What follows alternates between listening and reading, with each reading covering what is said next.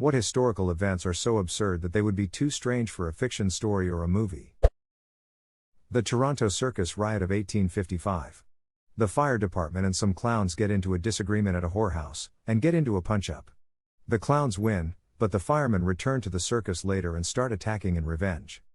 The firemen win the day, but violence is stopped when the militia come in. The police do nothing, so the city fires all the police, and I mean everyone, and starts a new police force. This absolute absurdity of this paragraph amazes me. What the duck? The fire department and some clowns get into a disagreement at a whorehouse. No matter what happens going forward, it's going to be a good story with an opening line like that. Edit, this is now my highest rated comment for 2021. Juan Pujol Garza. World War II spy who won both the German Iron Cross and Order of the British Empire for spying. He initially approached British intelligence and offered his services, and was refused.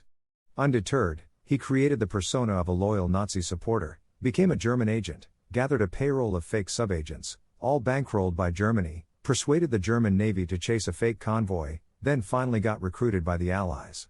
He finally fed misleading info to the Axis about the D-Day landings, causing them to deploy forces to the wrong locations, even after the invasion had begun. On occasion, he had to invent reasons why his agents had failed to report easily available information that the Germans would eventually know about. For example, he reported that his fabricated Liverpool agent had fallen ill just before a major fleet movement from that port, and so was unable to report the event. To support this story, the agent eventually died and an obituary was placed in the local newspaper as further evidence to convince the Germans. The Germans were also persuaded to pay a pension to the agent's widow. Truly incredible. The Germans paid Pujol $340,000 to support his network of agents, which at one point totaled 27 fabricated characters. 27 fabricated characters?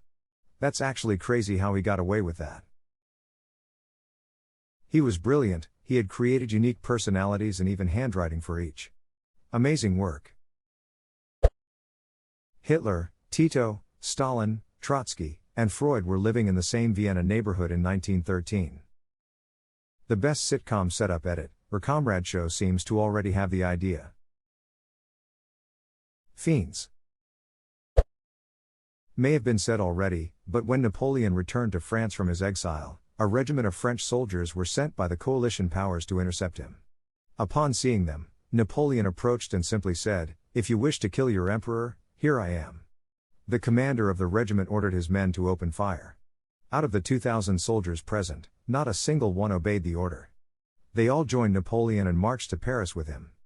Truly a real-life Mary Sue. At least until he was thoroughly beaten and exiled again, permanently this time. A guy broke into the Prime Minister of Canada's house with a knife, intent to kill the Prime Minister. The Prime Minister's wife hears someone walking around downstairs and tries to wake her husband. The PM just tells her it's nothing. Go back to sleep. She gets up and investigates, finding the knife-wielding assassin. She grabs an Inuit statue of a loon and beats the shit out of the guy.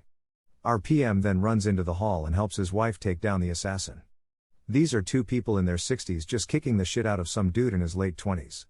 She calls the local police who arrive, only to realize they forgot the ducking key to the front gate, so they send someone back to the station get it.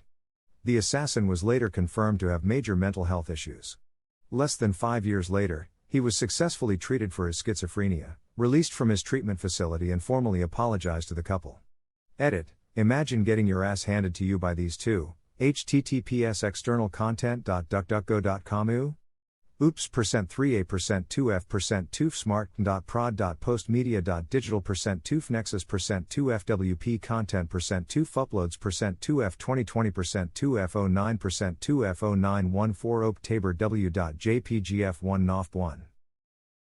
In the same week that President Bush almost died from choking on a pretzel, Prime Minister Christian grabbed someone by the throat after they attempted to hit him in the face with a pie.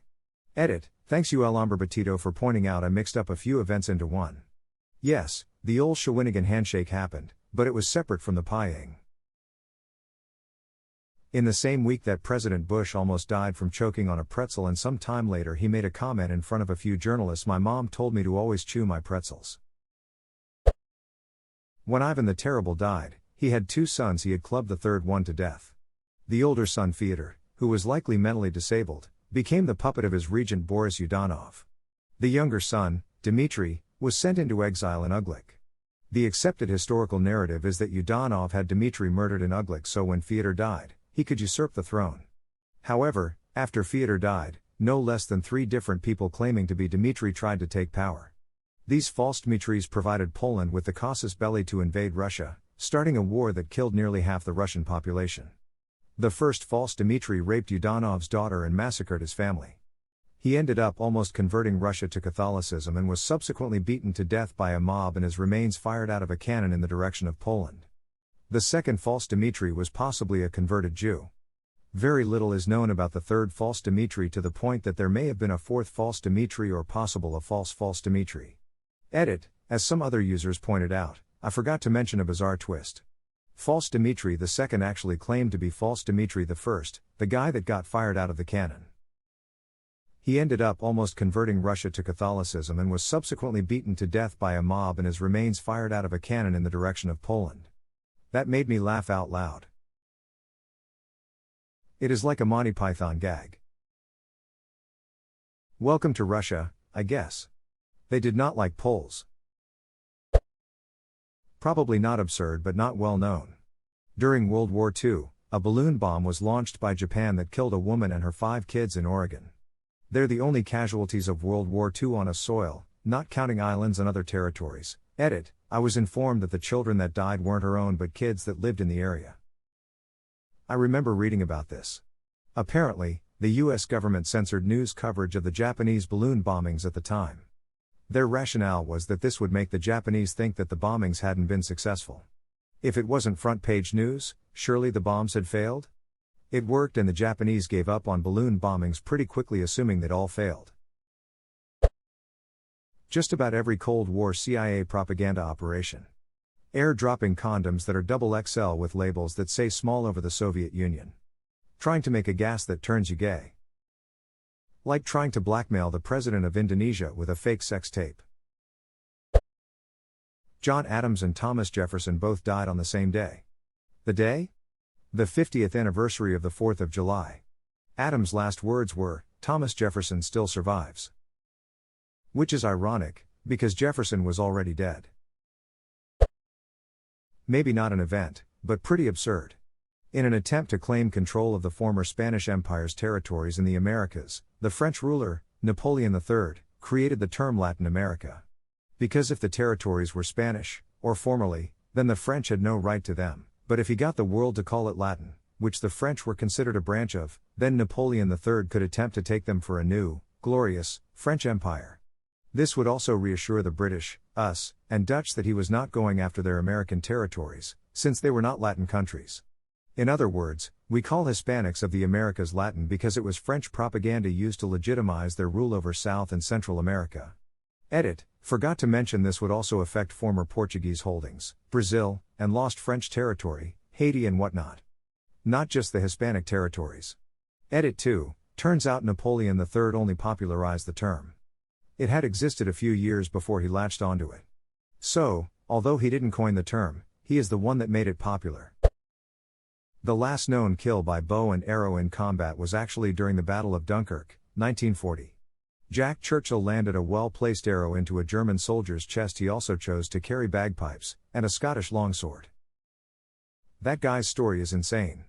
It also includes, working as a model and actor before the war, getting captured, chucked in a POW camp, escaping, getting captured again, being liberated and then walking 93 miles to Italy, becoming a surf instructor after the war, confusing the crap out of commuters by launching his briefcase into his garden as his train passed so he didn't have to carry it home.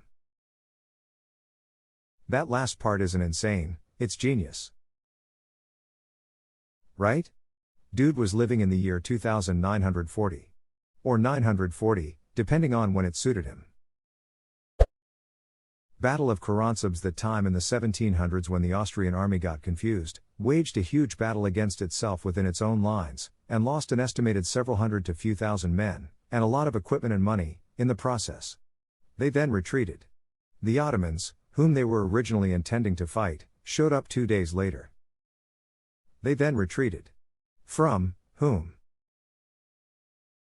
Retreating be like, wait, you're going this way too? The Allies in Italy during World War II were blocked at one point by an old castle that defended a critical valley they needed to move through. The Nazis had taken it over and heavily fortified it with machine guns and artillery.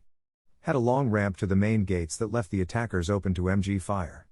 Back of the castle opened onto a sheer cliff. Destroying the castle wasn't an option. The British tried taking from the front and failed. The Americans tried the same thing with more men and also failed. Enter the Canadian Army, who decided to scale the cliff at night, with all their gear, in complete silence and take the fort. And they did it. The Assault on Mount Osoro. If the movie is not called Right Up the Osoro, I don't even know what we're doing here.